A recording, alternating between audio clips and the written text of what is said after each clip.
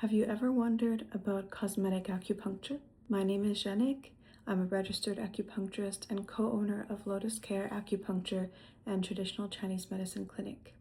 Today, I'm excited to share with you an overview of an article written by Gina Zimak, a registered acupuncturist working with us at Lotus Care. This November's article written by Gina is called Awakening Radiance, Facial Acupuncture for Natural Skin Rejuvenation. One of the best parts about acupuncture for facial rejuvenation is that it's evidence-based and also does a great job of helping the body within and without, kind of mirroring the benefits as we go along. If you're curious to see what a session actually looks like, you can check out Mind Mellow Hypno. That is my YouTube channel, which actually features a session of me performing some facial rejuvenation acupuncture on Gina, followed by a hypnosis session for deep relaxation.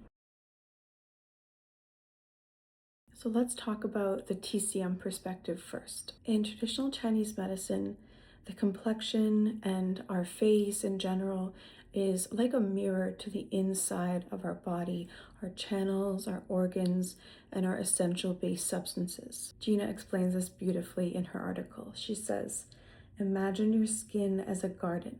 If the soil's dry or the irrigation channels are blocked, plants can't thrive. It's the same with your qi and blood. When they flow freely, the skin glows.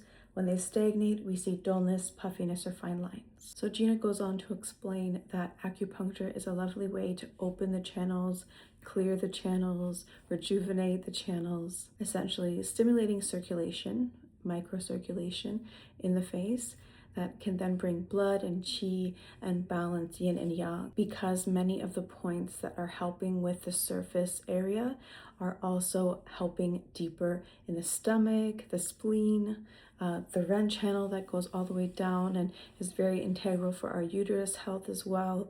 There's just so many overlapping benefits. So essentially, our digestion can show up on our face, and there's so many channels and points on the face that help with our digestion, like the stomach channel and like the small intestine and senjiao. And what I love about Gina's perspective is that in her article, she really brings it home that it's not just about our outer radiance. It has a lot to do with the whole system balance. 3 skincare tips from Gina's article that I'm going to share with you. 1, breath work. Gina recommends that you spend a few minutes every day to just help your breath be slow and deep, to move qi, your energy life force. Essentially, this will help your overall health, and the cherry on top is that it will bring that beautiful circulation of qi and blood to the face. Number 2 is nutrition. Using TCM lens, Gina shares what she recommends. She would like you to focus on warm and cooked meals, gently spiced with slightly warming spices, nutrient-dense meals, soups, stews, congee, zhou. Foods that will support you to build blood and qi. Most importantly, try to avoid cold and damp forming foods. Limit those iced beverages or ice cream or raw vegetables, smoothies, this kind of thing, especially if you tend to feel cold or sluggish or have cramping on a monthly basis that is more tight and constrained feeling. Number 3 is movement. Although walking and some exercise can be helpful, this movement Gina is referring to is tuina massage on the face and gua sha. In Gina's article, she recommends doing this a few times a week.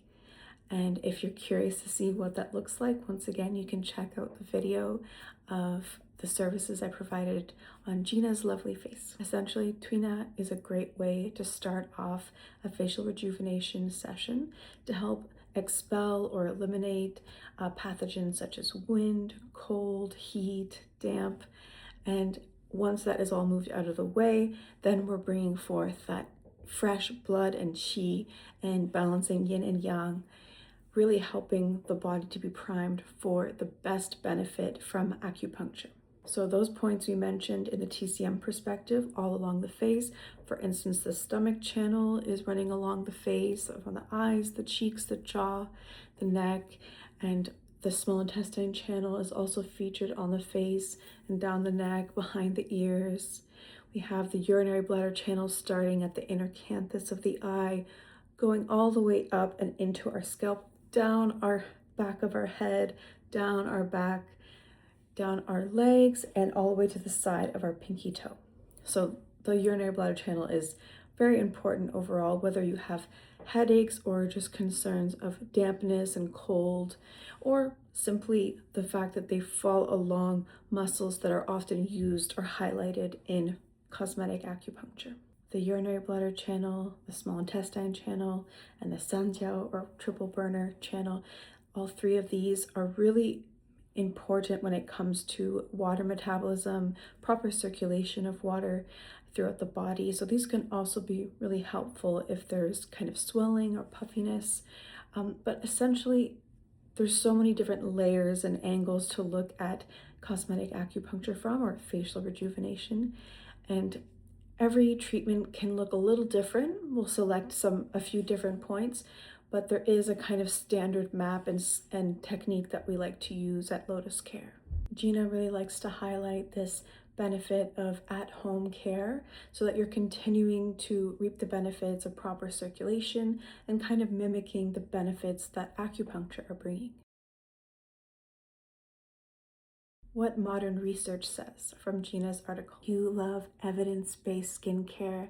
This part is for you. Modern research now backs up what Eastern and traditional medicine has been saying for quite a long time. Studies show that facial acupuncture can reduce melasma patches, which helps even out pigmentation, improve wrinkles and fine lines, especially frown lines, increase skin elasticity and hydration, making skin look smoother and more lifted. When we let ourselves receive a facial rejuvenation session, we're also letting go of so much tension we don't even realize is there. In the video that Gina and I did together, she mentions that she knows that she has some kind of history of TMJ, but she didn't realize just how much tension was still being held there because she works on her own well-being. But sometimes, that kind of tension just catches up with us in a busy week, busy month, and that just a little bit of self-care, at the belly of the masseter is stomach 6, and we have stomach 5 right in front of the masseter. These are some of the most key points for really helping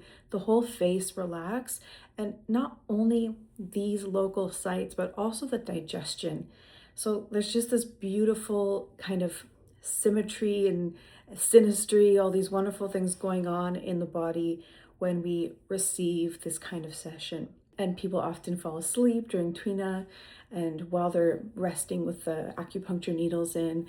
So this can be an overall rejuvenating experience for body and mind and spirit. But more about the science. So here's what's happening on a physiological level. Those tiny, gentle insertion of needles create micro stimulation, which boosts collagen and elastin. This production then increases blood flow as well. Side effects such as a bit of redness around each needle insertion is actually something that we are searching for in Chinese medicine. We call this de qi, or the arrival of energy at the site, and this is only temporary. So this goes away very quickly after acupuncture.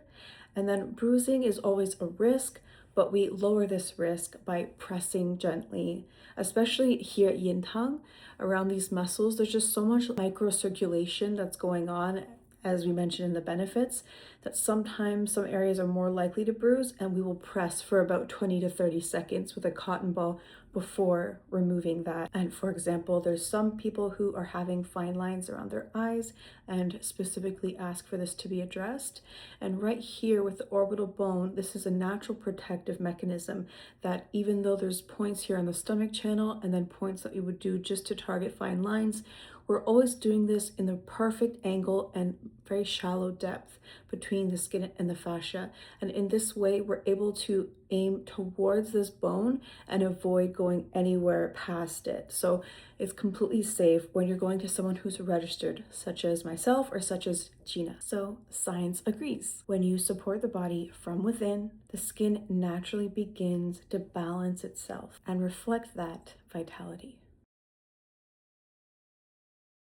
Gina describes each treatment as a rejuvenating pause. During a session, she selects points that will ease tension and target the areas of choice, boosting circulation of qi and blood, while also using points along the body, what we call distal points, because they're away from the body. And these actually help support our digestion, our hormone balance, our mood, so many different aspects of our health and energy levels. The needles that we use for cosmetic acupuncture, as Gina mentions in her article, they are extremely fine, very short, and almost as fine as a hair.